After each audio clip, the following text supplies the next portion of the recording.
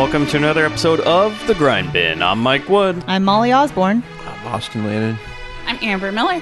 And today we're talking about 1989's Society. Fuck you, butthead. Hey, Bobby, I got the money. Dad, I made the team. But you're a hooker. Get that goddamn thing out of your mouth. I said it, knocker. I don't know. Spooky got no real rhythm. We're gonna play a little game, baby. I just love funny games. Get a little girl all hot and horny. This is Los Angeles. How the hell would women live? I'm horny. And maybe Daddy would have had to kill himself because he couldn't get it up anymore. What a shame. It's for jacking off. Come on, just step on the gas before we get creamed. For Bill Whitney, I've never been paranoid. fear plays a large part in family life. I feel like something's gonna happen. And if I scratch the surface, there'll be something terrible underneath. He's afraid his sister Could you zip me up, Billy? is not what she seems. God, Bill, what's the matter with you? He thinks his friends are out to get him. Make waves, Whitney. You're gonna drown. People are what they are. Now you have to learn to accept that. He's about to find out the truth Why are you guys doing this to me, huh? What, you've been living with these people all your life and you didn't know anything about this? is far worse than he could ever imagine. If you don't follow the rules, Billy, bad things happen. Didn't you know, Billy Boy? The rich have all sucked off low-class scum like you. Uh-oh, Billy. Clarissa? Don't be so intense. Now, some people make the rules, and some people follow the rules. It's a question of what you're born to. You never were one of us. You know, you really deserve what's going to happen to you. I don't think so. Wait. Can't you see they're setting you up for something? You know how I hate to give you drugs. You're officially dead. Don't go home, Billy. No. Bill Whitney is about to become one Showtime, Billy. with society. Who are you? Let me give you a hand, Bill. In Beverly Hills, what you fear is only the beginning. Anything for society. So we're here talking about 1989 Society. I wonder where the... Oh, do you hear that? Right away. Jesus, the phone is ringing. Oh, no. Can you answer that, Austin? Just a second. Hello? Yeah, hello.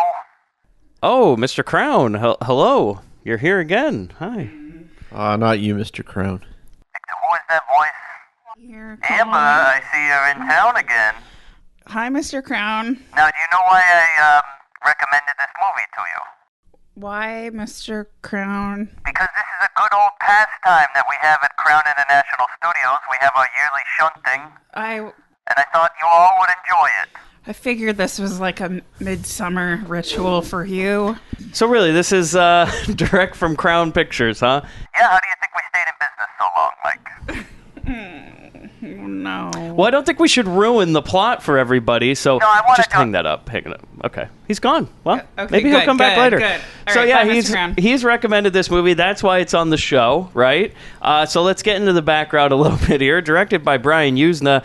He has 18 directing credits. Now, he did work on, as you mentioned, Austin, before we were recording, he had worked on Reanimator, the original one. Yeah, he produced it. And what was the other movie that he had... Reanimator 2. Well, yes, he directed Reanimator 2 Also, and 3. Reanimator 3. Here's Yeah. actually an interesting fact. He's one of the first American directors to adapt a manga to U.S. cinema, and that was 1991's The Guyver. Oh, okay. He directed his first movie in 1978, which was called A Self-Portrait in Brains, and then he didn't direct any other movies all the way until 1989, where he did this movie first, and then Bride of Reanimator. And he specifically said that they asked him to direct Bride of Reanimator, and he said, I will direct that and Society, but you have to let me direct Society first. Why Society? Why? This is his baby. Oh, why? All right, we'll get into it. He also directed Initiation, Silent Night, Deadly Night 4 in 1990. I didn't even know there was a fourth one to that. Four. There's a 5 4 too. Lords of Leaping. He directed 1993's Return of the Living Dead 3. 1993, he did Necronomicon, Book of the Dead. And then So 1996... he's got kind of a Lovecraft kind of Oh, yeah. thing going on. And this movie, too. I mean, it's Very much so, Yeah. as we'll get into. 1996, he directed The Dentist. It's a real direct-to-video classic. That's an awesome film, actually.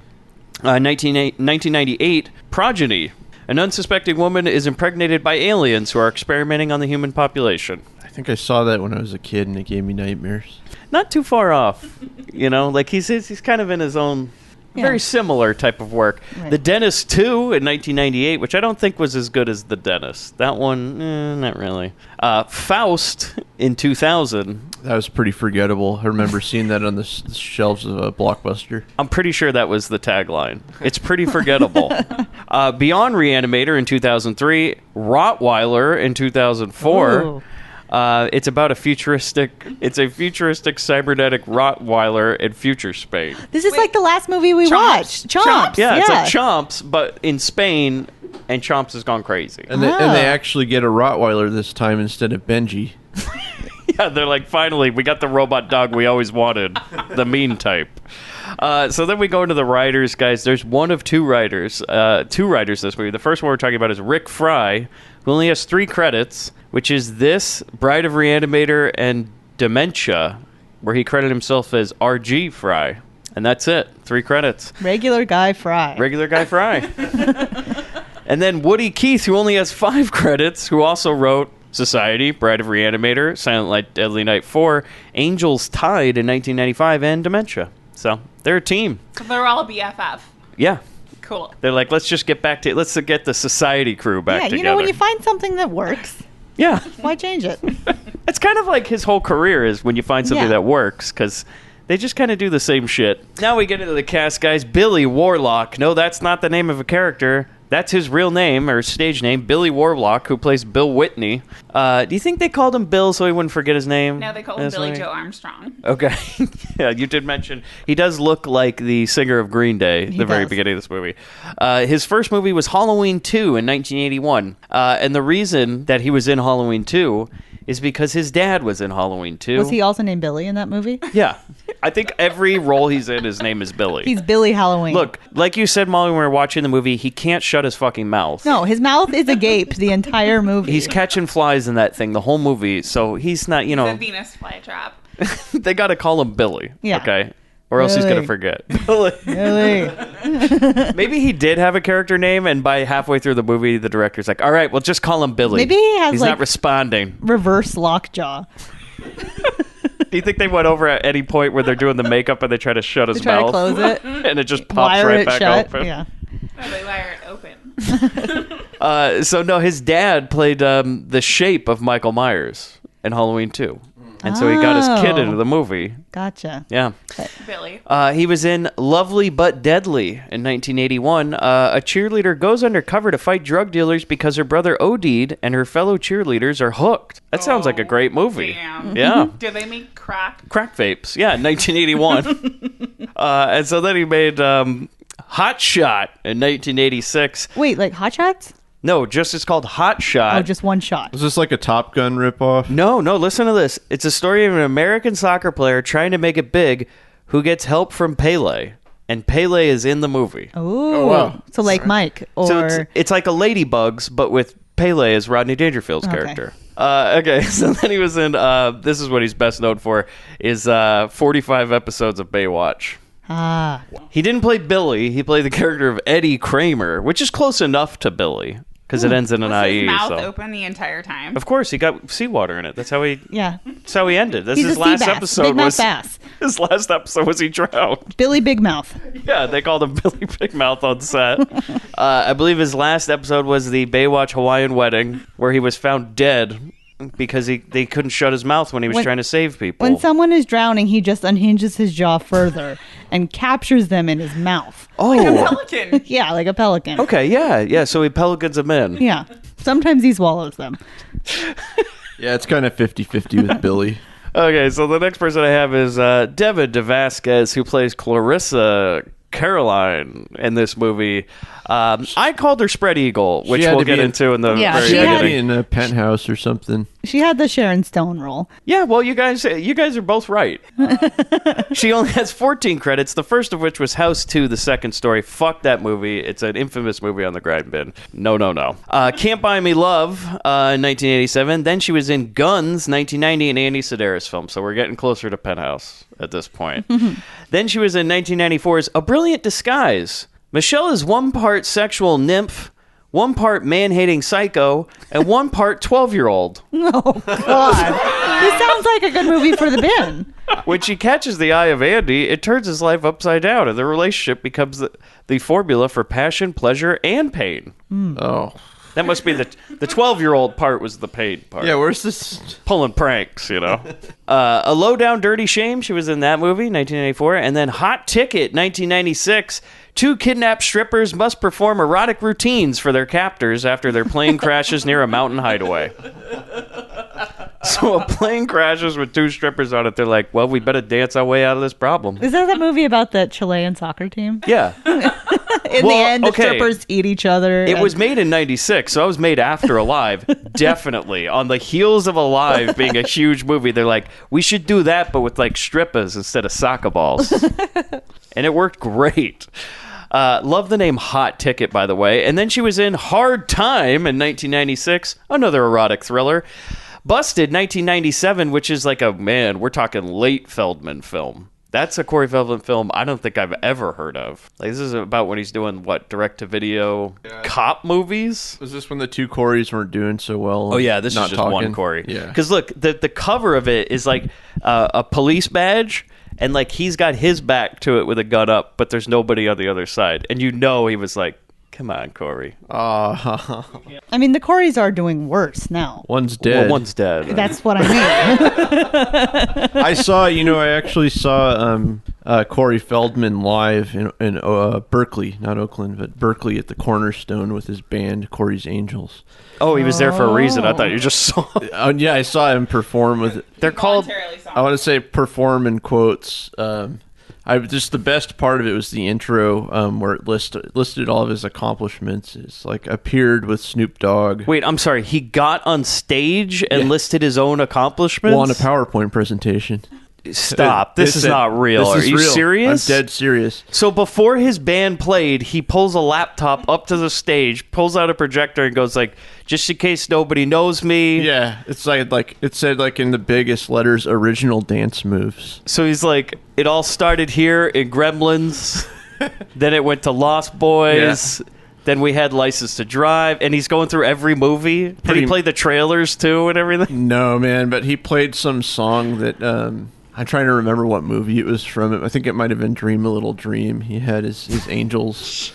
You know, the whole band was made up of like low rate strippers, right? Pretty much. Yeah. And wait, the band is strippers? Yeah. Under a halo. They probably change like every show too. Duh. Yeah, Duh. Done under a halo. Yes, DUH is an acronym for Done Under a Halo. Duh. Because they're the angels. Okay, so also she was in 2000's Citizen Toxic Avenger 4. Yeah. That's awesome. Yeah. So a little bit of trivia for this movie. The movie was shot in 5 weeks, which seems right. I don't know why they put that there. That's a standard time for a movie to be filmed. The director, Brian Usna, got to direct this film, like I said, because he agreed to do Bride of Reanimator and said, but I want to make this one first. And they're like, whatever you say, Brian. Writer Woody Keith came from a Beverly Hills family, much like that of Bill Whitney. And many characters depicted in the film are based upon real people he knew. Yeah. I mean, they weren't like too deep or anything. No. So the scenes where Billy has therapy sessions were not in the original script. They just added that Tacked in. on? Yeah. They added it in during production because they thought it would be too confusing otherwise. Yeah, I mean, I don't understand that the therapy scenes just... That makes sense now that you said that they've added them on because he didn't seem like a troubled kid. He was popular.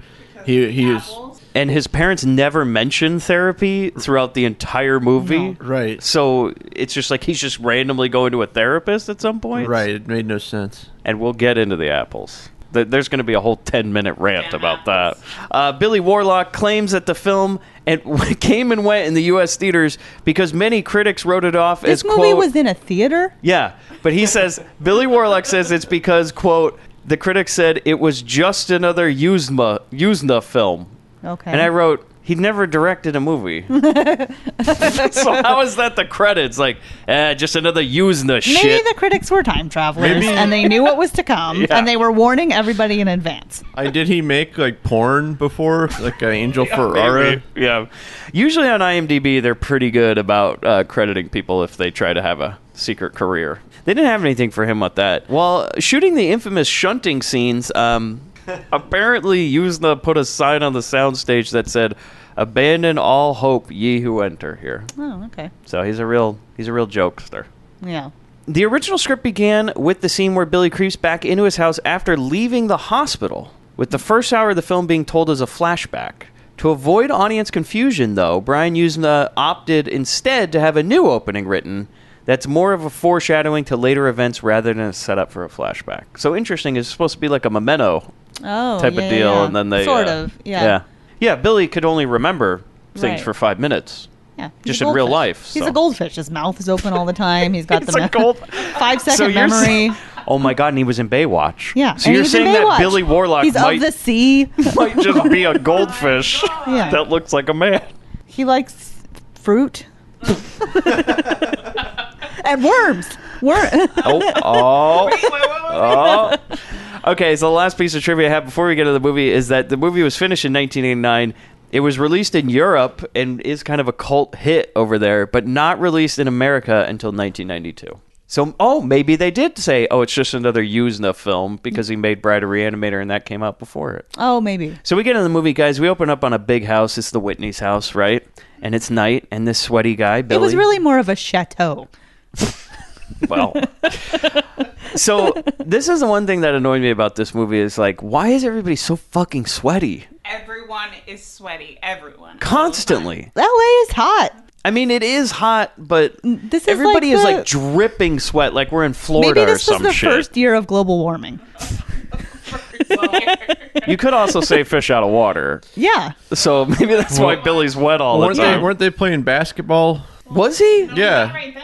See. Oh, right. No, he's having a nightmare or something. Yeah, that makes you sweaty. He like gets into the kitchen. Maybe he was having a dream about jogging. I know I often wake up in cold sweats when I have dreams about jogging. He was just dreaming he was a goldfish in the ocean.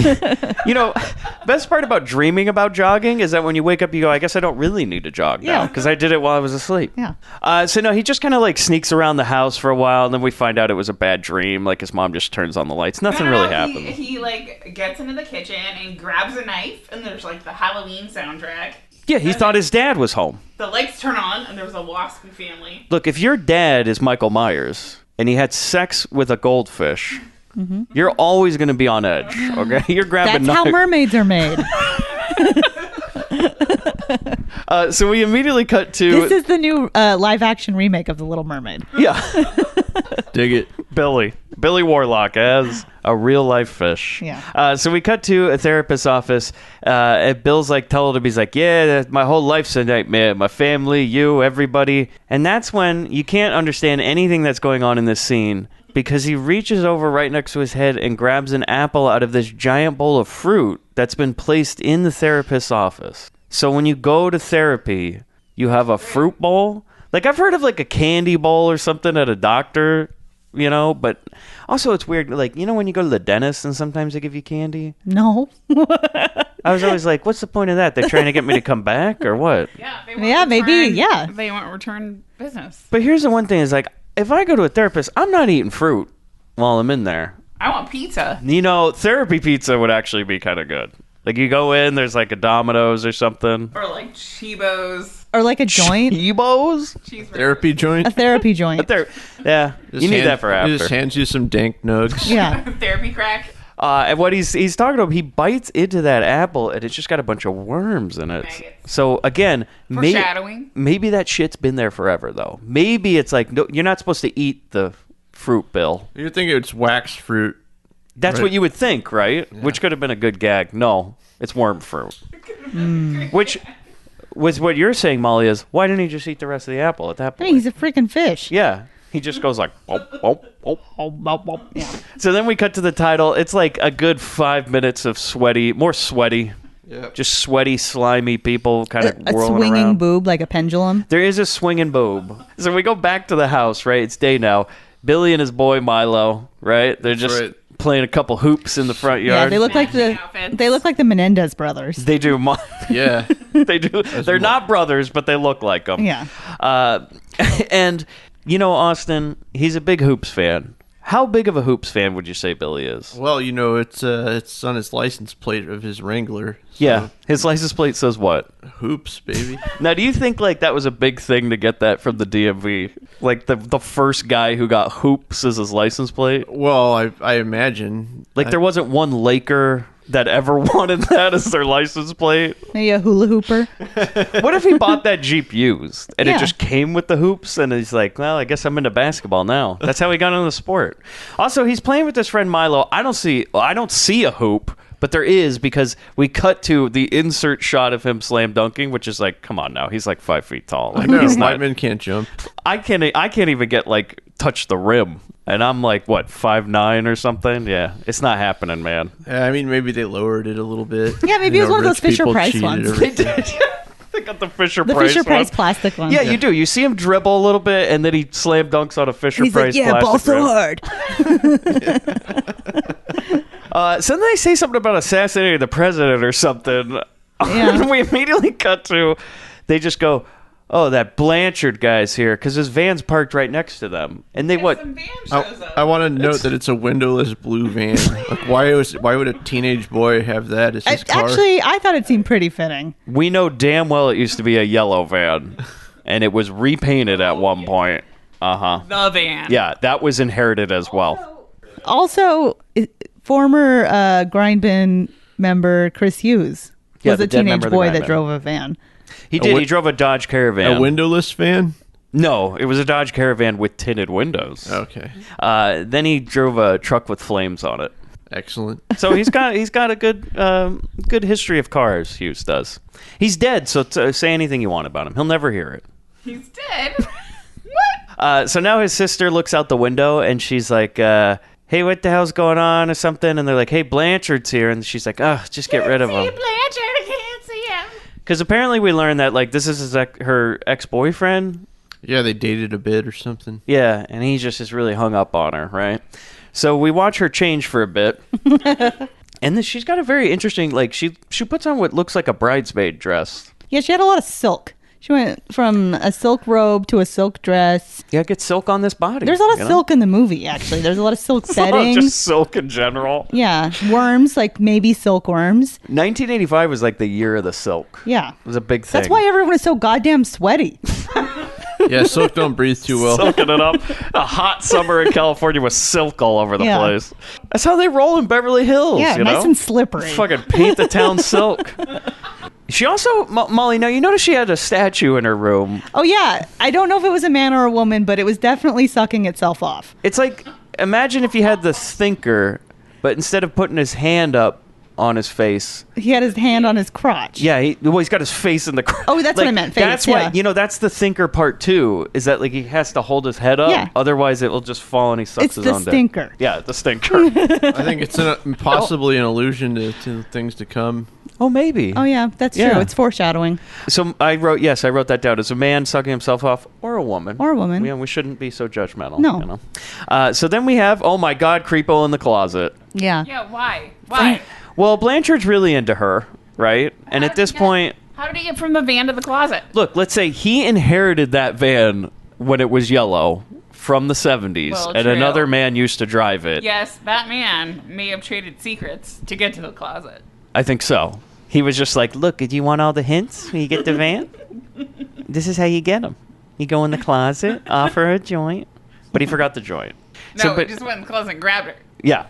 He's in the closet. She's like, oh my God, what are you doing? He's like, look, I'm sorry. And he's covering her mouth. And you're like, I don't like where this movie's starting. Yeah, it goes from 0 to rape pretty quick. Yeah, it's just right up there. This is when we learned her name is Jenny, by the way, in the middle of this scene. Oh, yeah. And I didn't know that until now. What did you think her name was? I don't know, Silky? Silky, yeah. We'll call her that for the rest of the movie. Silky LaRue. So Silky LaRue. So then Bill comes into her room and he's like, "Get the hell out of here, David." And he's bringing him downstairs. And then the parents show up, right?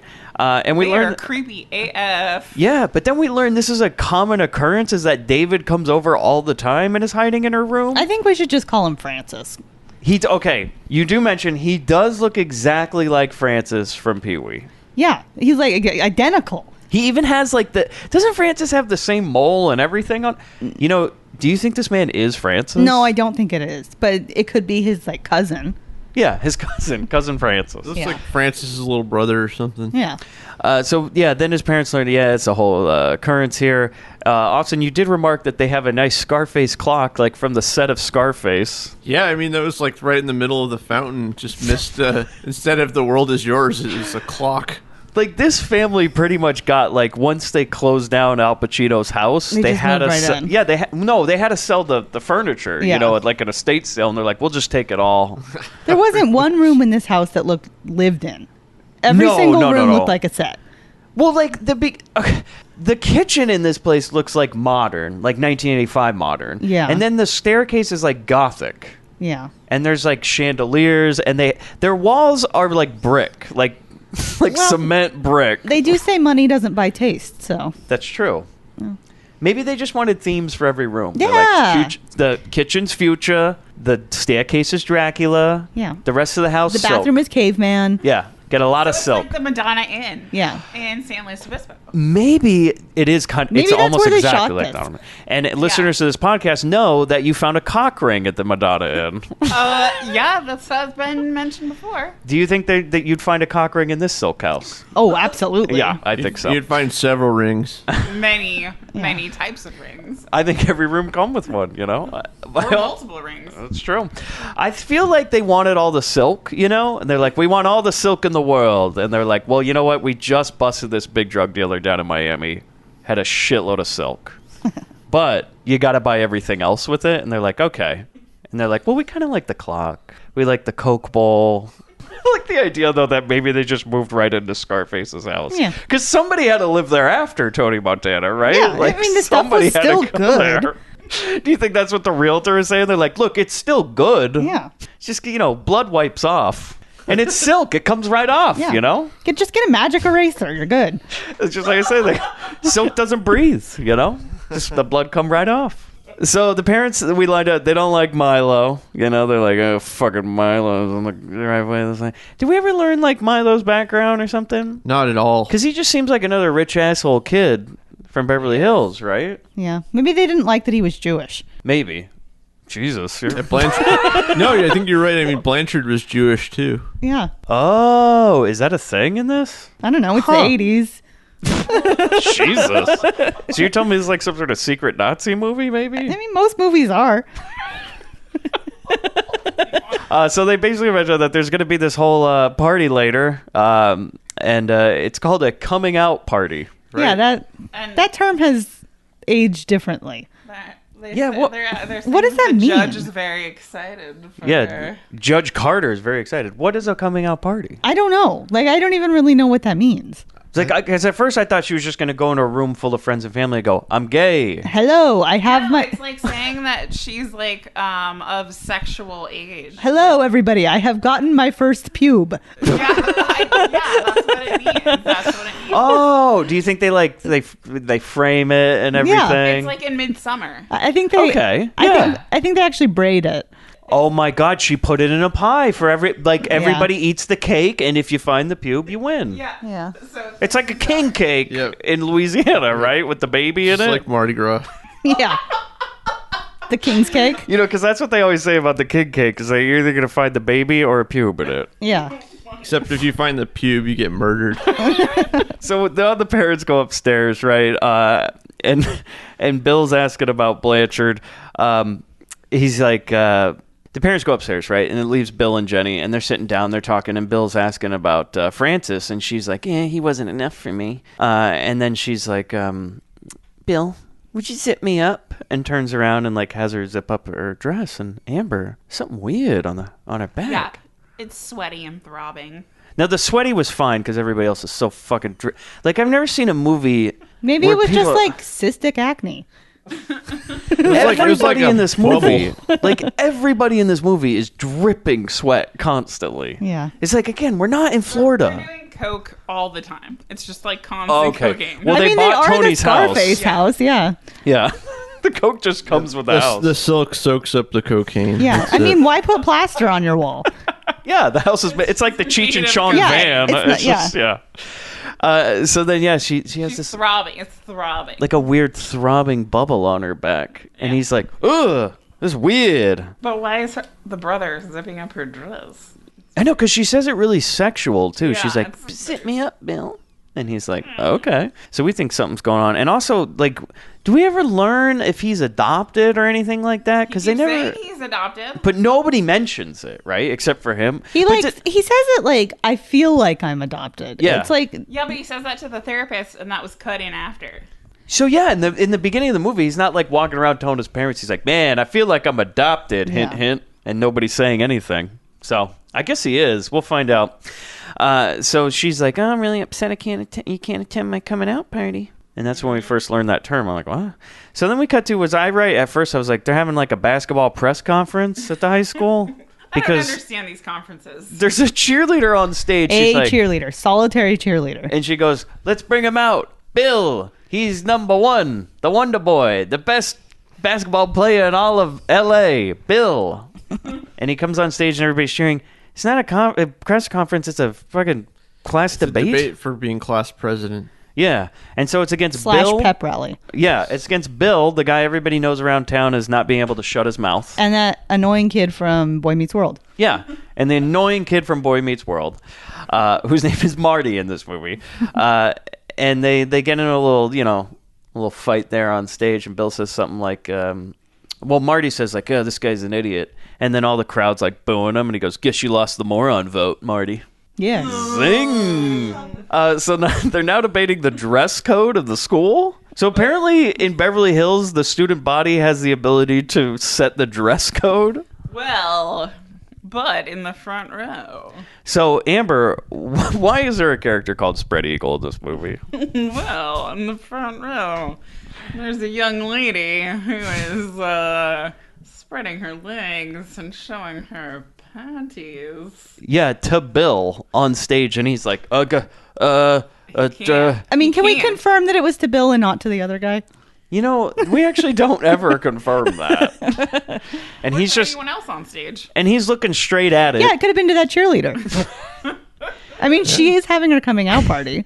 The way he reacts to this thing, though, is like he's in the time tunnel for 2001. He's just like, Well, he can't ever shut his mouth. His jaw slacks like never before. And so then, she just eventually kind of, puts those legs back together. We'll find out later on her name is Clarissa. What he says for his thing is he's like, look, we need a dress code because nobody wants to walk around looking like Marty over here, huh?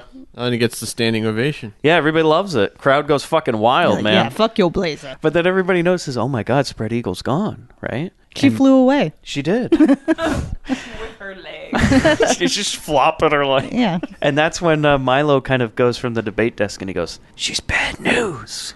In the middle of a presidential debate. But it's a pep rally. Did they do both at the same time? Yeah. They have a pep rally / debate? It's a pep rally for Spread Eagle. I'm pretty sure that gym stage is the same one that is in class of 1984, by the way. Oh, yeah, that they just filmed in the same set? Yeah. Probably. How many sets of other movies? All of them. All of them. They took Dracula's foyer. They took the Jetsons' kitchen. They took Scarface's fountain. Yeah. They just took the Scarface house and just kind of put a little more silk around it. It's all silk. Yeah. Silk everywhere. So then we have another psychology apple. He walks right into the fucking office and picks one up and starts eating it. Well, he's so confident this time because he's won the debate and something with the basketball team. And yeah. We'll never see him actually play basketball. He just talks about how good the basketball is going. Right. He's like, it's going great. I think we won. Yeah, and he's so confident that he picks up the apple, takes a bite. And fucking, do you think he does that? Yeah, he dunks it. I was going to say, do you think he does that with the basketball? Like he takes a bite out of it? Well, if you full of notice, worms. when he takes a bite out of this one, there's a subtle nod and there's no worms. And it's like, oh, there's a subtle nod. He's like, no worm this time. Yeah, exactly. And then he puts it back. Yeah, okay. He takes a bite of the apple, acknowledges there's no worms, and then puts it back in the bowl. He's trying to spread his DNA. You got to do it some way, Yeah. right? That's some bad fruit bowl etiquette. So basically, this is an added scene where he's like, my family's weird. And the therapist is like, I don't know, it seemed fine to me. It's fine. Yeah, he's a really good therapist. Maybe the problem is you. Yeah, because he does say, he's like, look, Bill, everything's fine. Your family's fine. Maybe you're just crazy. Yeah, he says, you're going to make a wonderful contribution to society, Bill. You're fine. So then Bill knocks on this bathroom door at his house, right? And he's like, sunscreen because he's going to the beach. yeah, because he tells his sister, he's like, hey, I know you're in there taking a shower, but we only got one bottle of sunscreen and we keep it in the bathroom. I need it. Hello, Jenny. I'm coming in. I'm coming in anyways. And he walks in and Amber, what's she doing in there? Well, she's taking a shower, but her butt is in the front with her boobs. It's called a fupa. But your brother walks into the bathroom. He sees you taking a shower. He should not keep going into the room. No, he should not. He should be dead. But he continues to walk in while she's taking the shower. And as you say, Mo, she's rubbing her butt, right? Yeah, on the front. Yeah. With her boobs in the front. She's rubbing her butt with her boobs? Her boobs are in the front. Her butt is in the front. Oh, yeah, she's got both body parts. Yeah. But also, he shouldn't be looking this close. He keeps walking in. He keeps going. And he goes all the way to the point where she opens the door and is like, what? He opens the door. Wait. He opens it. He opens the door. Yeah. He's like, oh, sorry, I thought we kept the sunscreen in the shower for some reason. And she's like, get the fuck out, Bill. And he's just like, no, I just needed the sunscreen. And he's still standing there. She's like, well, get the fuck out. And he's like, all right. So then he goes out, gets his bottle of suntan. And then outside, the parents are laughing, hanging out with the gardener. Austin, what's he got on there? What's the gardener showing him? For some damn reason, the gardener is handling slugs with chopsticks on like a fine china plate. You see him at the end on the plate. Well, yeah. But do you think this is a thing? They're like, no, don't get rid of the slugs. Can you? They want the slime for a face mask. Yeah. Also, don't touch them with your hands. We need them unsullied. So use a pair of chopsticks and put them on. The slimier, the better. Yeah, want them on the fine china. So yeah, Bill just comes out and they're like, "What are you doing later, Bill?" And he's just like, "I'm going to go." And they're like, "Who cares?" So then he gets in his Jeep and he notices there's a Ken doll sitting in the front seat and it's got a screw in its head. Yeah, it also like squeaked. Some kind of a. It squeaked. Yeah, like a squeaky toy, like a dog toy. Oh, okay. So it's like a squeaky toy Ken. Ken dolls don't do. I don't know. I never had one, so. But he just kind of tosses it out like, just another day. You know, it's not even a big deal or anything. He's not fazed by this one. No, he's seen voodoo. I mean, when your dad's Michael Myers, I assume that this is kind of a normal thing. Oh, sure. Every now and then he'd get a birthday present with a screw in its head. You know, no big deal. It would be weird if it didn't have the screw in the head. That's when he'd be like, all right, what's going on? So this one didn't have a name on it, did it? Or did it say Bill on it? I believe it said Bill, yes. Every time he finds something like this, it's always like, just in case you didn't know who this was supposed to be, it's you. Bill looks at it and he goes, good thing I'm illiterate. So now we're at the beach. Bill's using that suntan lotion, okay? So he needed it. Yeah. Yeah, and he's using it on his girlfriend. But and Amber, what was her name? Fupa. Camel toe. Her name is Shauna, which we learn an hour into the movie that she has a name. Camel toe. Camel toe. Pink camel toe. Okay. So we'll just call her CT. So I guess he really did need the suntan, right? Because he's using it. And then he's also starts making out with her and just starts like going for the goods right there at the beach. Like right at the beach. Like he's reaching right for it. We're fucking Malibu or something. You don't just go for goods right on the beach. And she's like, whoa.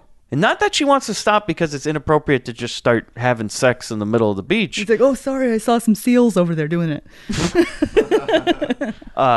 She says, you can touch the boobs when you get me invited to Turd Ferguson's party over there. That's right. So he's got to walk over to Turd Ferguson and his friends and ask if he can go to this big party that he's having, right? His status is important to her. It's true. But Amber, before he can get up and go, some kids are here. Yeah. They have their war paint. Yeah. And what do? They grab the sunscreen and squirt it Well, it's more like a money shot all over. They money shot all over. all over Shauna. Yeah. They money shot Shauna on her face. Yeah. And it's all over. And these kids are like, and then he chases after him, right?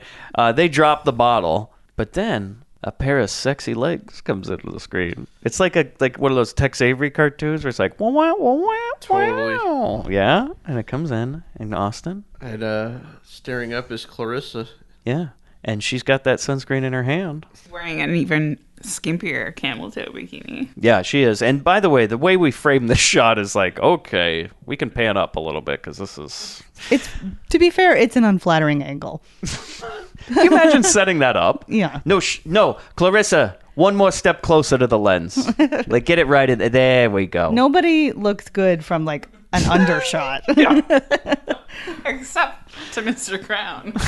Yeah, get it right under there. Right under. It's all right. It's all right. We'll light the bottom. I know there's a shadow. It's fine. So then she sprays him with the lotion. Oh, my God, right? She money shots him. She says, don't get too hot. Damn. How much lotion is there? You know, this thing is like, this is a copper tone bottle, and it's like a small one, right? It's fucking filled to the brim, man. Yeah. You know, they only had one left. They keep it in the bathroom. They always got to keep that thing filled. So Bill stands there with this this white shit dripping off his face, right? He just stands up. His mouth's open. It's more open than it was. Yeah. It's more open than it was. He's catching the sunscreen in the bottom lip. You're like, just shut it! And his girlfriend is not happy, right? She's like, which, you know... Maybe she was constipated.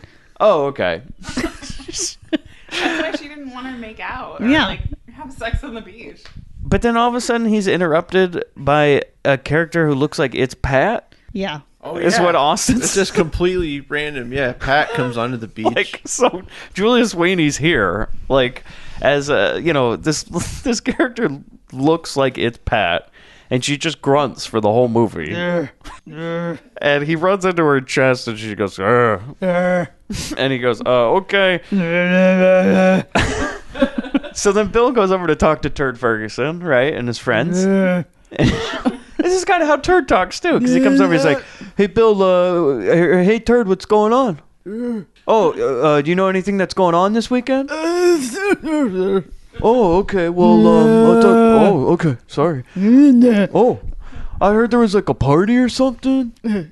Oh, okay, well, I guess I'll talk to you later. Well, Turd promises to send him a telegram. Yeah, he says, like, yeah, dude, there's a telegram. And he's like, okay, bye. And then he just kind of walks away, right? But he notices his girlfriend's gone, right? She's all pissed. She left. The blanket's empty. Or, like Molly said, maybe she had to go, so. Yeah. She had to go. Yeah. So then David comes up running, right? So Francis is back. And he's all fucking sweaty like every other character in this movie. He's sweating through his fucking silk shirt. They need to be lubricated at all times. Do you think they like did this? He's like, no, get him sweaty before he comes on set. Get the squirt bottle. Get him all wet. Maybe he was getting up on the table. And they had to keep squirting him. He's getting on the craft service. They're like, no, get down. And so he runs up sweaty holding the big suitcase, right? Uh-oh. Yeah. He's got news. And he's like, look, man, I need to talk to you. And he's like, okay. Cut. We go to the parents at home, right? And Judge Carter's over. And Jenny's there. And she's like, Dan, there's something wrong with my earring. And they like come and look at it. They're like, oh, there's some weird thing in there, right? And so then we go back to the beach. David Francis is showing Bill this case full of tapes and surveillance equipment. He's like, look, Bill, I know this is going to sound weird and all, but like, I've recorded your family. Spying on your family. I put a microphone on your sister. Dude, your family is fucked up. And he's like, what the fuck, Francis? What are you doing? You can't just spy on my family and shit. He's like, no, Bill, listen to this tape. You got to hear this tape. And he presses play. Well, he just starts playing a porno. Basically. It's like, we've covered this in past Grindbins a long time ago. So apparently at one point there was such a thing as trucker pornos. What? That are audio tape pornos. And somebody had sent me some of them. And it's basically set up like this. It's like there's two ladies sitting in a restaurant, you know, and they do the whole audio design and everything. So it's like a radio show porno. Yeah. And they'll be like, I'm so glad her husband's out of town this weekend. Yeah. We should go back and Wait have a some minute. fun. So there are truckers out there jacking off while they're driving? Whatever happened to 10 and 2? Convoy. You know, they're having a good time. It's like NPR porno. Yeah. Yeah. They have Terry Gross. Yeah. How'd you think she got the name Gross? Yeah. You know? Too Gross Terry. The Grindbin's gonna be. Nobody hears it. So they play this trucker porno, which is basically like, I can't wait for my coming out party. So that means you can do men and women, right? And they're like, yeah. And then it comes into like all this, and this is while we were recording, or while we were watching the movie, when the pizza man came and called Molly on the phone to go pick up the pizza, and she answered in the middle of the trucker porno where it's really loud, going like, and she goes, I'll be right down. And so then we just cut to the dad finds that there's a microphone in that earring, and we're like, oh, something's going on here, right? And the judge is intrigued. Wow, Blanchard. Then we come back, and yeah, Francis is like still playing that porno tape, and Billy's like, shut it off, man. I don't need to hear this shit anymore. And he gets all pissed, and he tries to beat him up and everything. Points to Blanchard for the Rad Vision skateboard shirt, though. Silk skateboard shirt. Everything is silk. Everything. Silk pants, silk shirts, silk socks. So he's like, look, man, I'm just trying to help you. And Bill kind of like beats him up and steals the tape and runs off. And this is when then Bill... I do have to give like total props to like his cassette tape case, which was like a triple cassette tape case. It did look like a talkback a little bit. And it like... Oh, like a talk boy? Or talk boy, yeah. And it like popped open, and like there was like individual cassette tape like compartments for the mini tapes. Oh yeah, and he's got the whole town recorded. Yeah. The whole like his whole setup was pretty awesome. So Bill takes his tape to the therapist, and he's just like, "Can you listen to this?" He's like, "No, Bill. I got to go buy fruit. You keep eating all my fucking fruit. I don't have a fruit delivery service. A lot of people are upset. You put the bit apple back in the bowl, and now I got to go buy a whole new thing of fruit. One of my clients has hepatitis. Yeah. And so he's like, I got to go buy fruit, Bill. Got to go down to the farmer's market picking out. Yeah. But can you please listen to this tape? He's like, Bill, just leave me the tape. I'll listen to it later. He's like, no, we need to listen to it now. You go, Bill, don't you trust me? I'm your therapist. And he goes, all right, I trust you. And then he leaves. And I just write again, why is everybody so fucking sweaty? Even the therapist is sweaty. He's in his own office. He didn't do anything other than just stand up. Maybe he doesn't have AC. Maybe he's just got a shitty swamp cooler. That's true. Yeah.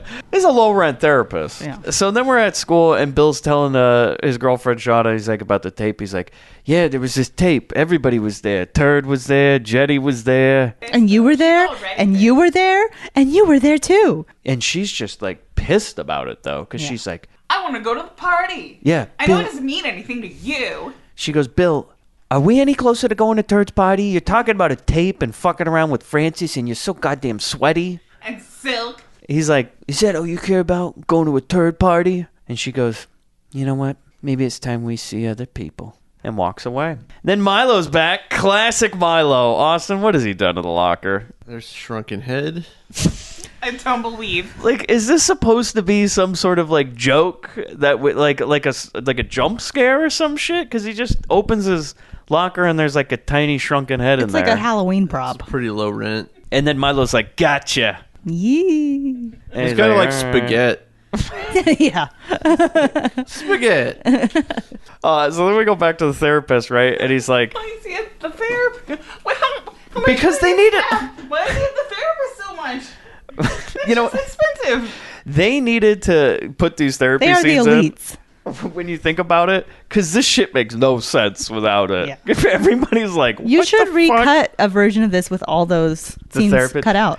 That would take too much time. That's true. It's not worth the effort, and no one would give a shit. No, nobody would care. So the therapist tells Bill, he's like, yeah, Bill, this tape is just a regular tape, but it's also really weird that you just taped your sister and your parents hanging out talking about a regular party. Weird Al tape.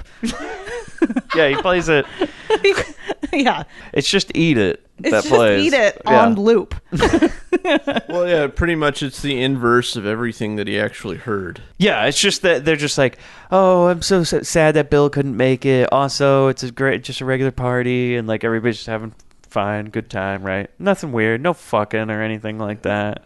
Absolutely no fucking. But what you can't take your eyes off in this scene is the therapist now, he didn't get fruit because they were out. Yeah, this is weird. He's got a plate of carrots and celery. Just on his desk. Just on his desk. Or not a plate, not even a plate. It's a bowl. Which is even weirder. He makes his own V8. Who cuts up vegetables and puts them in a bowl? That is a plate food. You know, you're right. You're right. Actually, that is kind of disturbing. There's no such thing as a vegetable bowl. No. I've never heard of that. It's a veggie tray. It's a veggie tray. Or a veggie plate. Veggie plate, never veggie bowl. No. Not unless you're making your own V8. They're going straight into juicer. Okay, yeah. Unless it's going some sort of like maybe one of he's those a old horse. Juicers. Yeah. Okay. Now we're into something. Hot to trot. It's like hot to trot, but instead of a stock horse, he's a therapist horse. Yeah. Perfect. So then Bill like grabs the phone and he calls Blanchard, right? He calls Francis and he's like, look, I need a new copy of that tape. And then Bill goes to David's house, Francis's house, and oh my God, it's like the end of the van. The van has tipped over, but it's like in this world, Bobby died and he was a bloody fucking mess instead of waking up with a little bit of water in his mouth. They're taking away Francis. He's on a gurney. He's all covered in blood, right? And Bill has the the line where he looks at a cop and he goes, is he dead?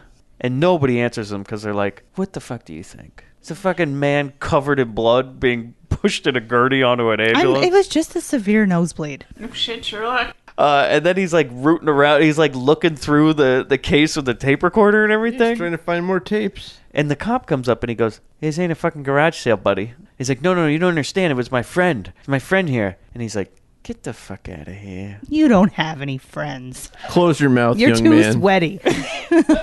Bill, the basketball boy.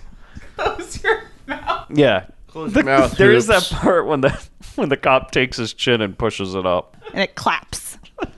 And then it just falls right back down. Yeah. So then Bill goes back home, and Jenny's like, hi, Bill. You know, and their parents are there. They're like, we got a letter. And he's like, oh, man, I had a really tough day. I don't know if you guys heard. And they're like, oh, we heard about the accident. And they're like, but go ahead, open that letter. And he's like, Publishers Clearinghouse. it says you've won, Bill. And then he's like, no, I don't think you guys understand. Like, David's dead. Well, did you open the letter? Okay, fine, I'll open the letter. And he opens it up. But read it out loud. Don't just read it to yourself, Bill. And guys, he's formally been invited to Turd Ferguson's party. Oh, shit. Wow. And he's like, okay, I got invited to the turd party. And she's like, aren't you excited? He goes, David is dead. And she goes, well, what are you going to wear? Turds. And Silk. he goes, yeah, well, of course. And he goes, to the funeral? She goes, no, to the turd party. And then we just cut, right? Now we're at the turd party. Oh, my God. Uh-oh. And did anybody else realize? This is Slackjaw Central. Slackjaw Central. What an affair. Also, Shauna dumped Bill too soon, right? She's got to be kicking herself at this point. Oh, yeah. Damn. Like, she had that fucking golden ticket, you know? This is like if Charlie's uncle had dumped him before they went to Willy Wonka's, you know? Oh, and he took his new uncle. God. So, no, she dumped him too soon. Bet she's kicking herself. And then Spread Eagle's there, right? So she's wandering around. There. And man, comes with like an 80s music video. Like we just kind of like like kind of stop at slow motion. They walk up to each other, right? Slackjaw. Molly, this is when his Slackjaw was in prime form. Yeah. I mean, this was Peak Slackjaw. Somebody was going to put some fish food in that thing. And so they're just looking at each other, right? She's looking super Paula Abdul. Like, super. Oh, yeah. Like she's going to have a fucking cartoon cat right Hitting next on to her, right? Yeah. And then they're like start dancing and everything. They're having a little moment. It's like the best time of their lives. And then fucking Milo just shows up in the middle of it. He goes, hey, Bill! Like, just right into his face. He's like, okay, I'm trying to have a dance here. And she kind of walks off, right? And when she walks off, he's like, dude, what the hell? And he goes, have you even seen her mother? That's when we learn the Pat character is actually her mom. Well, we don't really learn that. We actually have a few moments of confusion until later when we see her again. Because when he said that, I'm like, nobody has. Yeah. Is what I read. I'm like, what? Yeah, what? And so this one I also read, I go, I guess everybody got invited to the party because where the fuck is Milo here? Yeah. Also, he didn't dress up at all. He doesn't get it, man. He's not Milo wearing gate silk. Crashed.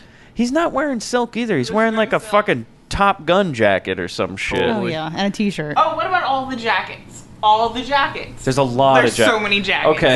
I think Jordache got some yeah, there's a lot of good fringe. Placement. There's like lots of fringe, lots of denim. Lots like, of bedazzling. Holy shit. So many jackets of every kind. It's a cornucopia of jackets. Like they went to the jacket store, just said, give us one of each. They went one to of them all. Burlington Coat Factory, and they got every jacket. Not even. They went to Ross. You know, I went into a Burlington Coat Factory the first time ever the other day. I didn't see one fucking coat. It's just a bunch of like pants and shit. It's like Ross, but worse. Yeah.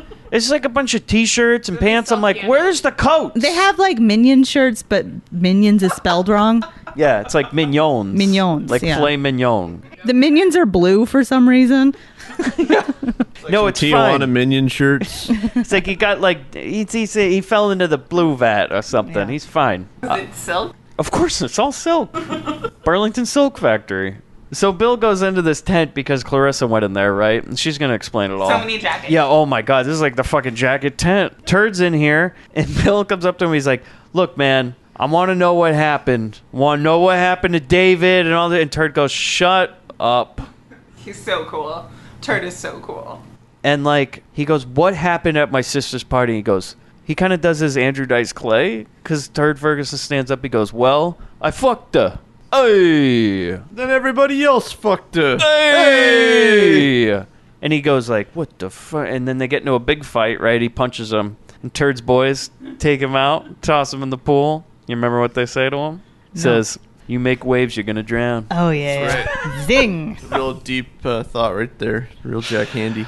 Oh, so then he gets thrown to the pool. I love how you get a soundtrack. Like, there's just two people in the audio that are laughing because they couldn't film a scene of everybody laughing, so they just get two people in a room going, ha, ha, ha, he's wet. Spread Eagle's here, right? Spread Eagle to the rescue. And she comes up and she goes, wet dreams? Oh, shit.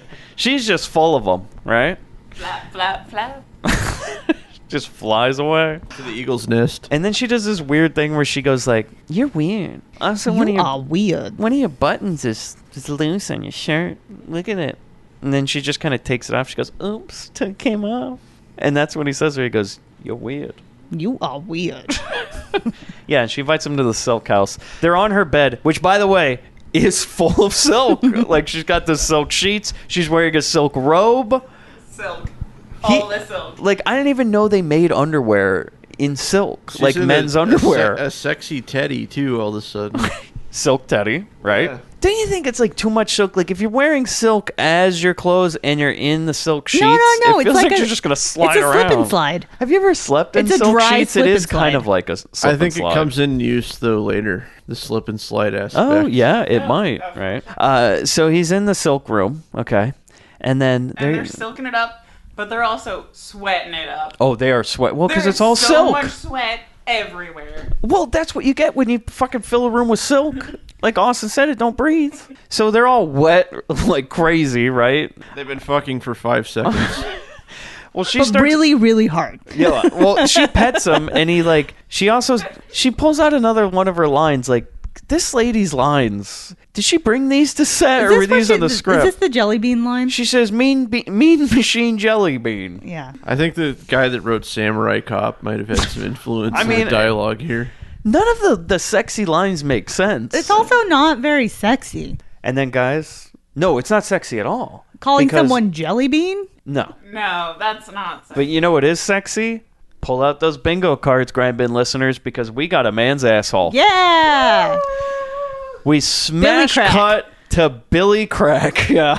We get the asshole. Super furry. She pulls down the tighty whities. And you see a nice hairy asshole right on screen. And then they're getting a little hot and heavy, right? Very sweaty. And then I guess 3's all right with her because an extra hand just comes on the screen. We're like, oh, okay, this is a party now. And then he's like, what the fuck? And he gets out of the bed. And she's all like contorted, all weird and everything. Like falls off the bed. Her legs are one way and her torso's the other, you know? She's like a magician's assistant or something. And he's like, what the hell? What's wrong with you? She's like, what? What's wrong with you? What's wrong with you? And then it just ends. Dude, cuts to... I know you are, but what am I?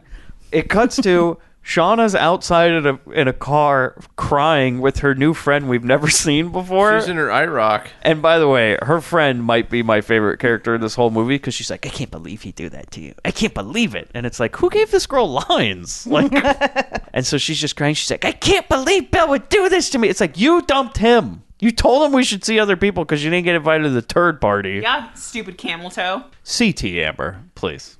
Essie, Spread Eagle, has the most amazing house decor. Molly, please explain to us some of the accoutrements in this. There's a giant horn. Okay, and by you, she has a mammoth tusk. It's like a tusk, yeah. As like a lamp. I don't even think it serves any purpose. It's just on display. There is also like some carved ivory, a lot of purple.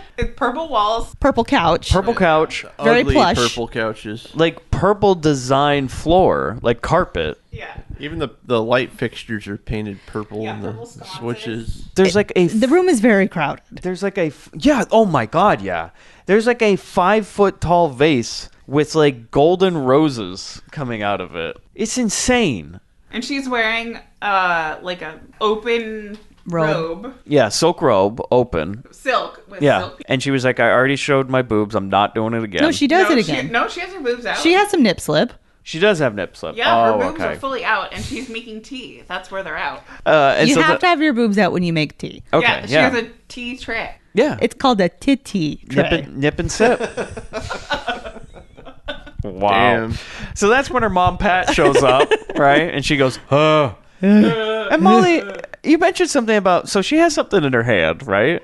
Amber, what's she got in her hand? A tumbleweave. So a tumbleweave is what? I'm gonna let Molly explain what a tumbleweave is. Well, that's not necessarily. Well, it was just this was a term you came up with yesterday. What was? A tumbleweave. I didn't come up with that term. This is a real term? Yeah, you can't credit that term to me. So a tumbleweave, as you told us yesterday, is when you see like a chunk of a weave in the wild, like on the street, and it's got like debris in it. So she comes in holding a tumbleweave. I mean, it's a tuft of hair. She starts coughing like our cat, and then has a hairball in her hand, and she's like, "It's a gift to you." And she hands it to Bill. Yeah, and he's so thankful. She does this to every man who has sex with her daughter. Isn't it a different color? It's kind of blonde.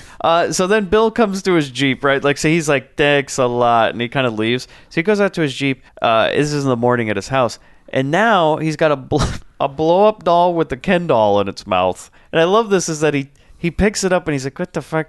The blow-up doll has a piece of tape on it, and it's written in Sharpie, Clarissa. And then the Ken doll on the butt says Bill. Right, it's shoved down the blow-up doll's mouth. So, like, just in case he forgot who these people were supposed to represent, it's like, this is you and that's her.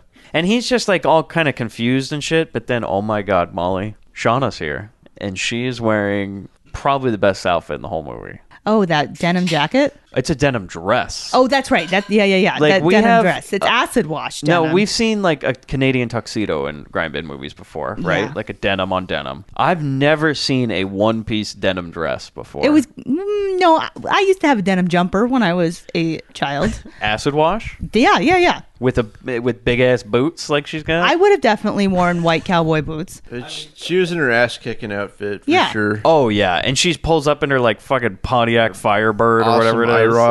And she's Bill, you're a jerk. And he's just like, I thought you dumped me, right? Is that what happened in the movie? And she's like, well, fine. And then just kind of walks away. So then Bill comes inside. They're having some nice family time inside. Is that? Oh, yeah. Massaging. Everybody's sitting on the silk bed in their silk nighties, massaging each other, all sweaty, which I don't think is a good thing with a massage. Like, I don't think you'd want to be real sweaty, right? No. No, you want the hands to glide. That's true. So mom's boobs are hanging out and... Yeah, all the parents are sweaty. It's like a sauna in this room, and they're all just kind of rubbing each other, and they're like, "Hey, what's up, Bill?" And he comes in and he throws the blow-up doll on the bed. He's like, "What's this about?" And this is where I noticed something I've never noticed in my whole life: is that a blow-up doll also has an asshole. Yeah, well, it's almost like an afterthought on it. Yeah, it's just like, well, we should put one in the back too, right? And now, okay, I wrote down a couple questions. Does the blow-up doll like have anything inside of it, or is it like fucking a pool float? It's full of worms. It's full of Astroglide. I mean, seriously, like, foreshadowing. Is the inside of an old-timey blow-up doll like this? What, old-timey blow-up doll? Why don't you, like, eBay that? Yeah, you probably could, but I think it would be used, It's Amber. full of air. Are the edges of a blow-up doll sharp like other? That's what. Yes, exactly. Like one of those alligator pool floats Yeah. or something like that. You know, you're gonna cut yourself. I mean, according to that, the Police song, "Won't You Be My Girl, Sally," which is a love song to a blow-up doll. He talks about filling it up with air, so Getting a paper cut. I'd assume. So, but hold on. What if you filled it up with meat? But that's what I'm wondering. It's like like ground beef or something. Do you have to? Because You the blow-up could. doll orifice, is it just like that pool float material? Yeah, it's got like a bike pump entry. I mean, you could put meat in it, but it would be a slow process. So- I mean, you'd But it have would to, be worth In the it. hole. in the bottom hole, of the hole. in the hole, in the blow-up doll, in the orifice of the blow-up doll. You could fill it up with pudding if you want. But what is it? Is it just like loose pool float material? Yeah, it's 'Cause just it was very plastic. confusing to me. Also, yeah, does it have a hard head? Yeah, what's the edge like? What's in a flashlight? So That's different. That's silicone. But is it enjoyable to fuck a pool I don't float? know. Why don't you try it out? But like, I like think the was blow-up anybody dolls having? are a novelty. Yeah, because nobody really fucked them, I right? mean, maybe Gacy or somebody like him like taped a picture of their mom's face to it, and just like went But to town. Was there any time when somebody Why don't did? we ask the Grindbin listeners, and Yeah, then they has can get anybody back to you? has any Grindbin listener ever fucked a blow up doll for real, or is that just like you're saying, like kind of a party joke? But Not then a- just maybe somebody takes it back home. And they're like, oh, I'm gonna fuck it. Not a real doll, an old school blow up. Yeah, doll. old timey. I mean, I think if it's something that can be fucked, someone has fucked it. Oh, undoubtedly somebody has fucked a blow up doll. It's just. Somebody has fucked everything. But also, why does it need an asshole? Because you can fuck it. It's just so bizarre. That's all what I'm wondering while they're having the You might family be time, alienating right? some of your audience right now, Mike. I might be. I'm sorry. Yeah, because of fucking. Well, you know, they're called fetishes. If you like fucking pool floats, that's all on Yeah, you. you're alienating fetishes. That's true. And that's It's not true. okay. So in this scene, though, Bill gets really upset with his dad, and he goes, "Fuck you, butthead." Yeah. Shots fucking fired. Am I right, guys? Holy shit! So now we're at church. It's a funeral for Francis, right? No one is there. They're temple. Bad turnout. temple. Oh, you're right. Temple. It is temple, actually. Star of David on the wall. It's open casket. You're right. So he was Jewish, yeah. So they don't like the Jews. Not a good turnout, though. Open No. casket. Open casket. Have you ever been to open casket? I have once. I have not. It's a weird thing, right? Yes, yeah. So it's even weirder when Milo, who's the only other person who goes to the funeral, comes up and he goes, And starts making out with it. yeah. He's like, can't do that. Can't do that. He's like, oh, sorry. I thought it was a blow-up doll. Nobody touches a corpse at an open casket funeral. No. You get electrocuted. But the other thing, too, is he... yeah. They God electrify it. smites you right there. They run electricity through it. They also do that so he can raise his hand and wave goodbye as they shut the lid. He goes, bye to the family. Milo comes up, he goes, he looks weird, like not like himself. It's like, yeah, because he's fucking dead, dude. Yeah. They put makeup on him. And then he touches his face, and part of his face crumbles, and He he's like, caves in. oh, shit. And I kind of wanted like some sort of like earnest type of situation. I'm like, what are we going to do? We got to fix the corpse. But no. They just leave it. Marty shows up and he's like, Bill, I need to talk to you about your family and your dad and David and society. And he's like, all right. And he's like, Sounds like a long conversation. yeah. And he's like, where you want me to meet you? And he's like, at the woods at 9 p.m. So now we're at the woods at 9 p.m., right? And Yeah, Bill goes to the meet old him. Beverly Hills woods. Yeah, Beverly Hills Woods. Thus begins like one of the most tedious fucking parts of the movie. Oh, yeah. This is when I started tuning out. Austin literally fell I fell asleep. asleep during this part, but I remember it. Basically what happens is he just wanders around, and Milo has followed him, so he's watching this whole thing. He wanders around, he finds a Volvo parked... Volvo, which is pretty sweet, by the way, and I want it. Please, if you find one, please tell I'm me. sure you can I find will one. buy it. Just go on Craigslist. I'm sure you can find one. I want one. So he finds this old Volvo at the bottom of like the Beverly Hills woods, and he opens the door, and Milo's throat is slit, and it's like squirting blood out, and he's like, "Holy shit!" This also just happens to be exactly where Spread Eagle lives, because he just walks out of a he hill, runs up and the it's her hill. house, right? The house is right across the street. And he goes inside, and she's like, "What? What's going on?" He's like, "There's like a dead body." She's like, "Okay." So they just Yeah, kind of. another one. So they call the She's cops. not even shocked. But they call the cops and they all go down there, and then they find, he goes, this isn't the same car. It was a Volvo. And the cop's like, nobody drives a Volvo in Beverly Hills, He's you like, fucking... oh, yeah, this is real blood, huh? Yeah, because he Like takes a out. red scarf. Wait, so, by the way, he takes out a scarf that's fucking stained and shit, and he goes, "Yeah, we don't need to go to the lab to see this ain't blood." I'm like, "Are you sure about that? Because it's a dark stain, man." Like, and then he starts to arrest them, right? Yeah, you arrest them and For Spread which Eagle crime, I'm not really sure. for lying. For being a, Being rich kids. being a rich wasting kid. time. Because, like, also, by the way, did anybody else notice when they were wandering around this woods? I'm like, I think this is where they found E.T. Because it looks like the same woods and lighting and I was everything. talking about somebody being racist or something. Oh, hold up. We will get to that because, yes, you're right. That's before the cops show up. At one point, he finds a sweater, Amber. And what happens when he finds the sweater? Just hanging on a tree. There's a sweater. Somebody runs away. Like, Soul Man is here. Yeah. Or as Molly said, Ted Danson from the infamous party that he went to. Because there's a man in blackface that pushes him to the ground? Odd choice. Yeah, that happened. Yeah, there's a man painted in blackface who pushes him to the ground and runs off going, hee hee hee hee hee. For what? For what? We don't know. But yeah, that's when the cops show up later, and that's when they're arresting Molly because they go, is it really that boring being rich? That's why they get arrested. Yeah. I go, well, I guess they're not that scared because then for no reason at all, him and Spread Eagle just fall asleep in his Jeep right next to the whole Right next weird to her scene. house? Yeah, and Why right next didn't to where they they just go found the whole inside? fucking dead thing and all that. Also, the cops aren't worried that there's another Volvo down in the Beverly Hills Yeah. woods with a stained scarf. Is that And E.T.'s a dead car? person. Oh, it's E.T.'s car. He didn't get home, so he got a Volvo. He's got to work a day job now, Sleeping in a He's a ravine. paralegal. Elliot's family kicked him out because they're like, you got to start paying rent, T. Like, Mr. T. yeah, call me Mr. T now. Like, he goes to It's work with actually a tie Mr. T, on. Esquire.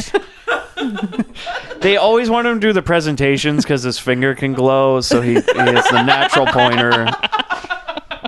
This is before PowerPoint. T, can you go up there, do the presentation? Cats are always chasing him around. Okay, worst part about it, Elliot's now a drunk. So T's trying to work, but he's always fucking shit-faced drunk in meetings and stuff. He never knows when it's going to hit him. I really think they should have done like an ET2. Elliot as a drunk adult, and E.T. have to try to get him to not do it anymore. I think that's the E.T. Atari game. The whole E.T. Atari game was just E.T. drunk as shit trying to find his keys Falling down holes. to the presidential debate. Okay, and Bill walks in and he's like, he's all in a fucking heap, man. He's still wearing his non-tailored suit from the funeral the day before. His mouth's even further. Oh to the my ground. god, they gotta pick this thing up off the fucking ground, man. So he just kind of goes on stage and he's like, we're not having a debate today because I saw Marty. He's dead. He's dead, everybody. And so is Francis. He died too. And the kids are just like, boo. What are we gonna do? Everyone's dead. And then the kids just start laughing because, holy shit, Marty's just on stage and he goes, had a little car trouble. And then he's like, but.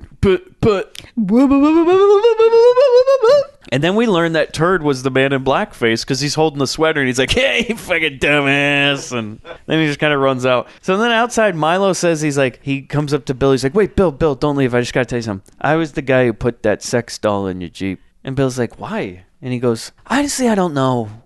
That part felt to me like a note where the screenwriter was like, you know what, I'll come back and figure something out Yeah, later. because he actually says, I don't know. And then they never went back and fixed it. Because Bill just goes, okay, well, I guess I forgive you. It's kind of weird, though, that you would do that. And he's like, yeah. There's so much of this. So then they just kind of stand there and they're like, so what's going, it's pretty weird, all the stuff, right? Yeah. Is there anything else? No, let's cut. So we go I do wonder if Tommy Wiseau saw this film. Oh, absolutely, I think. I think there's some parallels here. Well, the one-liners from Spread Eagle are very similar. That's true. So Bill comes back home, right? His family, the judge, and even his therapist are there, and they're like, hey, Bill, we're worried about you. And it's like intervention, right? Like, we think you've been doing it. Oh, my God! The EMTs grab him from behind, and they're like putting him on the ground. He's like, what? What's going on? And they just inject him with some drugs and take him off. Does the dog collar come out yet? The dog snatcher. Oh, they have the dog collar in this scene, too? Oh, wait. Maybe we're ahead of ourselves. Yeah, not yet. No. This is just where they use brute force to get him down. So the EMTs roll him into this ambulance, and Milo's following. And you're saying, like, the second act starts dragging real hard, God. right? So then we get to the hospittal. There's this whole part where like Milo goes to the And yada, hospital, yada, yada. and it's just like, oh, Bill's dead, and then he's not dead because he wakes up in a room and he thinks they're operating on Francis, and there's nobody there. Then he just walks out of the fucking hospital. It's 10 minutes of the movie that's just fucking wasted. Yeah. But then Bill comes out and he's acting like a completely different character now, because he's like, hey man, the Bill guy's back, fucking Wonder Kid, slam dunk. And Milo's like, what the hell? You're acting all different. And he's like, no way, man. Party's on. Gotta go home. Whoop, whoop. And just drives off. And Milo's just looking at the camera like, anybody else confused? I think I woke up when later. This is about where you start waking up. Is that he goes to Spread Eagle's house, right? And he's acting all weird. And he just grabs her by the throat at one point. And then they start slap fighting each other. It's like, whoa, we're escalating this shit. And she's like, just don't go home, Bill. Don't go home. And he's like, are you kidding me? They want me home. It's time to party hardy. Whoa. And we're just like, what is going on? None of this makes any sense. Especially when you find out they didn't do anything to him in the hospital. So why is he acting all different all of a sudden? He has never acted like this in the entire movie. Because they have to have a movie. Yeah, that's what they said. They go, it's a movie. Shut up. Don't ask me. Billy Warlock is like, why do I act all weird? Shut up. I think that the director, like, through the lull is when they ran out of cocaine, and then the cocaine came back. He's like, Billy, you ever seen fucking Reanimator? Huh? Shut the fuck up and say your goddamn line. There were too many scenes without silk. There's no silk in this hospital! Ah! So then Milo gets into his car. Down is cotton! Cotton makes me crazy! So then he just drives off home, right? And Milo and the audience are both very confused. Bill comes home. Milo followed him. Also, for some reason, Pat's in the back seat of his car, and she's grabbing his hair, trying to rip it off. Pat just likes to eat hair. And he's like, stop touching my hair. Also, do you want to go to a party? And she doesn't respond. He's like, okay, well, you'll be my date. So now that Bill comes home, the lights are off, and he just kind of wanders around. And then it's a surprise party because his parents come home. And he goes, Mom, Dad, we need to talk. And they just turn on the lights. Everybody's here. And that's when they pull out the dog collar and they get Bill around the neck. And then it gets good. And the crowd claps. And the therapist comes out and he says, everybody's done a wonderful job. Wonderful job. Now, everybody, let's hear what the judge has to say. And the judge comes downstairs and he says, everybody's done a great job. He loves the smell of a hunt. And he loves the taste of a shunt. And this is when this movie... Chomping on a fucking cigar the whole time, too. The whole movie. Yeah. Never lit this fucking thing. It's the same one, too, the whole time. Oh, yeah. That Stogie's got to be just nasty. 5 weeks this guy's carried this cigar around set. Bill's like, what the fuck is going on? And the therapist looks at him and goes, there's no show business. There's no business like show business, Bill. Which, again, is a line that doesn't really... No. You know, it's a movie. Yeah, that's the director. It's a movie. Shut up. So his parents tell him, he's like, look, you were never one of us. We're not even your parents. And then Bill goes, yeah, I know, I'm adopted. He goes, fucking aliens. And they go, no, we're not aliens. We're not aliens, Bill. We've been here as long as you. We've been around. And he goes, fucking aliens. He's like, I don't think he gets it. So no, his mouth's like dragging on the floor at this point. And so then this is just an Eyes Wide Shut, is what I write. Like this is just it's like some Opus Dei. Yeah, like Tom Cruise walked into a shunting in Eyes Wide Shut. Don't forget though that the therapist all of a sudden starts looking like Jack Nicholson in Batman 1. So this movie was made, before. Or after Batman. It was made right around the same time as Batman. Because he's doing the Jack Nicholson. He's even got the lips and everything. Just like now he's doing his Batman, his Joker impression. A very poor one. Do you remember that scene where Joker tried to shunt Batman? It was all Clayface. Clayface all along. So then Milo and Pat also arrive at the party. Like, we got to find a way to get into this swanky party, right? But also Spread Eagle's here, right? And she's all dressed up to the nines. Turd Ferguson's here, right? So the guests lead Bill into a room with the slug platter, right? Will those come into play? Or are they just kind of here? Not really, but you see them. They're there. And so the judge tells Turd, he goes, look, I might have an internship for you this year in Washington, because we learned that this is a whole secret society. Like the rich people, they really, really, do things right up in Beverly Hills, right? They love the smell of a hunt. They love the taste of a shunt. Austin, what is it that they're going to actually do? Because they bring a new guest in. Well, in pops Francis, who we thought was dead previously. And they do that whole thing where, like, they got a sheet over his head like the Taliban captured him or something. Oh, yeah, but, like, yeah. we know who it is. Yeah, they just unveil it. Yeah, we can smell him from outside the TV. Oh, yeah. And they bring him in the room, Austin, and they tell him the shunting's going to begin. That's right. And what exactly is a shunting? Well, it's like sort of like an orgy where everybody's sweaty and all together, except these creatures, as we'll call them, begin to form into one mass of flesh and sucking and petroleum jelly. It is... it's the best part of the movie. It is, honestly, it's kind of cool. It is cool. They all start literally sucking Francis dry. Like, they suck the life out of him. And they grow these bizarre lips, and they all become this one thing. And then the judge, he's the real guest of honor. Because Amber, he comes up to Francis. And what's he do? Oh, he has his, he has a cigar. Oh, of course, you gotta have the cigar. And he talks about the, doesn't he talk about the birthmark? Yeah, he does. He says, beauty mark. The beauty mark. And how he's gonna get it or something. And then it becomes a fisting too far. Well, the line is, Molly, and now we get to the bottom of this. Yeah. As they go from the bottom to the top. When he goes from the bottom to the top. And how is that? And Please, he in goes- detail, explain. So I mean, podcasting isn't really a visual medium, but he goes from the bottom, and I'm going from the bottom with my hand, like a fist, to the top, and you can see he this shoves guy's his man. face. He shoves his hand He shoves his hand up through Francis's the anus. asshole.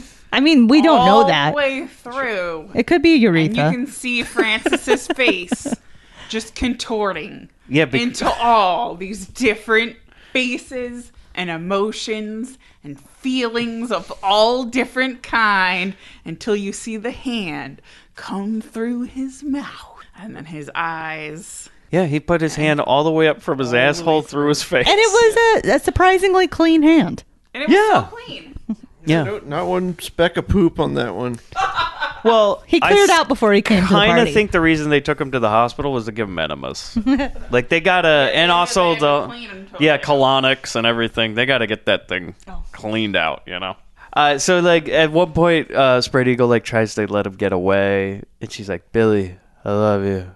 Run. And he tries to run away. They get him. So they're going to give him the shunting. But instead, they're first going to let him have a fight to the death with Turd Ferguson, right? Because Turd, he's a real shunting in training, right? So they just get in a fight.